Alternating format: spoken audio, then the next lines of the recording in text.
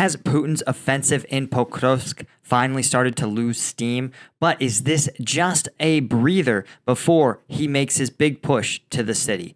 I'm Paul, U.S. Army combat veteran. Let's talk about it. Okay, this is a really interesting story because for the first time in a long time, President Zelensky has actually said that Russia's made no advance near Pokrovsk over the last 2 days, and this is as of yesterday.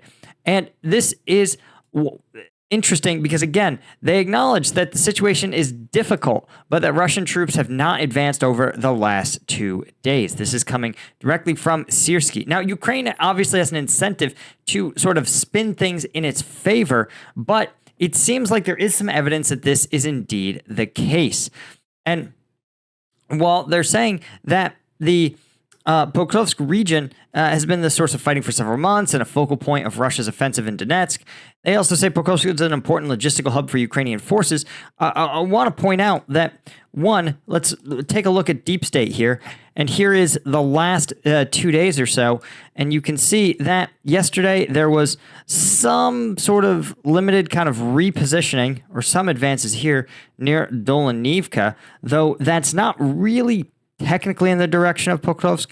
And you can see here that this actual advance, here we go, moving forward in time. You can see Russian forces advancing and then actually being counterattacked. But you can also see that when it comes to the Pokrovsk direction specifically, there's actually been very little activity. Here we are back to August 29th, and you can see actually moving forward in time, there's a slight pushback from Krasny Yar, some advances near Hrodivka, but you can see since then there's really not been much in the line of progress closing in on Pokrovsk. Now, that doesn't mean, again, that this larger salient doesn't have some Russian progress. You can see here the 27th, you've got these advances, and then it looks like Russian forces may be slowing or consolidating. Still, I think this is significant for a couple of reasons, and we're going to talk about why in a second. But you can see here that for Russia, hitting Pokrovsk is almost like an ancillary objective. They act like this is the goal, but I think the actual goal is just taking turf. I think Pokrovsk, it just happens to be sort of the town that they're using as to demarcate when they've seized what they view as an adequate amount of territory. And we're going to talk about why I think Russia is doing this and what's really going on. But first, of course, if you feel like you are close but oh so far from your objectives, you may not need to pour in another 1,000 troops. You may just need a little caffeine. That's why I want you to check out Strike Gum. It's Labor Day. Well, it was in the United States, and that means we have a Labor Day sale all week, actually until the 6th. So you got another couple days here. And for U.S. buyers, that means free shipping on all orders over $50.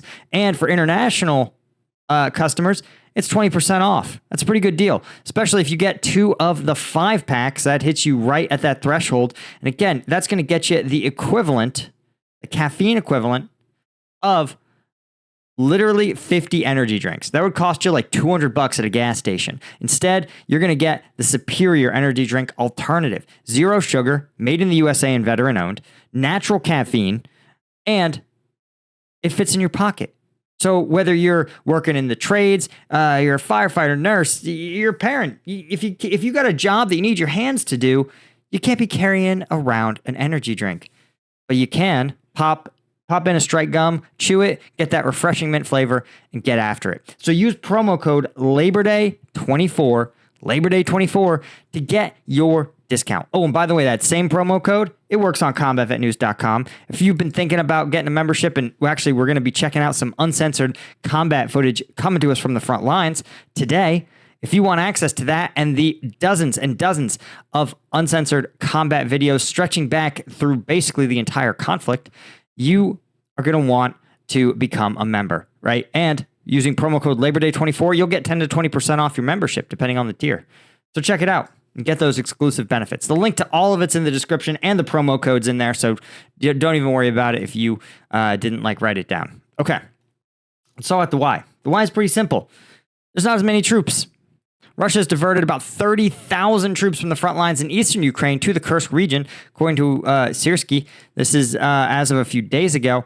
But what's interesting is we've seen some reports that Russia's diverting troops from low-value regions in the east, or rather the southern area of the front line, like Zaporizhzhia. But now, this is the first time we've heard that actually are pulling troops off of the eastern front lines. Now, is it being pulled from Pokrovsk direction specifically? That isn't clear. But the thing is, you can't... There's a limit. Pulling troops in one place is going to damage them in others, right? Even if if Putin was to say, listen, keep this Pokrovsk offensive alive, someone is going to have to man these lines. And the more they get thinned out, the more of a danger that they're in. And we've seen more and more reports of certain areas being repositioned or stabilization, right? We talked about the fact that here near Hyaltsinivka, Ukrainian forces appear to have pushed the Russians back, right? Here's where the lines are yesterday. Here's where they are today. So again, we're seeing a little bit of anemic action here, right? Here's Vodiane yesterday, today, right? You're seeing Russian forces try and fail to make some of these advances. And I think this is a real sign of kind of what I'm going to call, here's actually from the 29th to the 30th. So you're seeing in small localized ways, the Russian forces are just looking a lot more anemic than they had been. And I don't think that's an accident. I think it's because, again, whether you pull forces from up here, down here, near Voldar, wherever you pull them from, they're going to have to, wherever you pull them from, you're going to have to shore them up with some other troops. And so that means that you're going to see your biggest offensive action, in this case Pokrovsk, take a hit. So again, is this a game changer? Does it mean Russia's not going to make it to Pokrovsk? I'm not sure. But it is a sign that, again, Ukraine may be choosing to defend more vigorously. Because, again, as we talked about yesterday, Ukraine has 6 brigades in reserve. It had the entire Kursk offensive sitting around. So it's unfair to say that Russia has been advancing in Pokrovsk despite Ukrainian efforts, right? The Ukrainians could stop them. They just choose not to, which is, again, one of the reasons why I think there's a lot of comments and a lot of even well-meaning commentators who argue that Pokrovsk is somehow essential. And people say, oh, it's a key logistics hub. Well, it's a key logistics hub for the Ukrainian troops fighting this fight. And so to sit there and be like, well, if Pokrovsk falls, what Ukrainian troops need supplies. Does that make sense? So again, people are like, it's strategic. Use your words right. It is not strategic. Okay. Strategic would be like Kharkiv. Strategic is Kiev.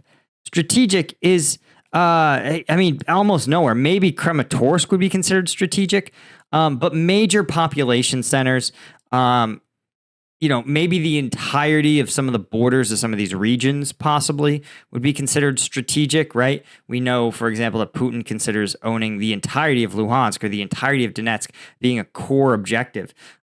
And so those things are strategic. This is operational.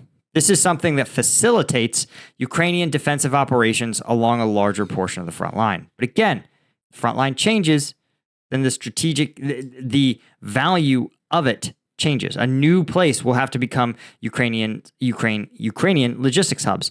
And again, the fact that Ukrainians could but choose not to stop this is a sign that they likely are saying, hey, it's okay to lose Pokrovsk. We can afford it. Or possibly some other commentators have argued that the Ukrainians actually want the Russians to fight in Pokrovsk to turn this to sort of a Bakhmut, where they intentionally inflict massive casualties, and that this whole effort here is part of this drawing out of Russian forces. Again, you can see that if they were to seize Pokrovsk as part of this kind of salient, boy, would you not want to be a Russian fighter in Pokrovsk with Ukrainian forces to your north for, probably miles, to your south for miles, to your west for miles, and only having a small salient, a small corridor of allies. This would be a literal shooting gallery. So I think all of these things are possible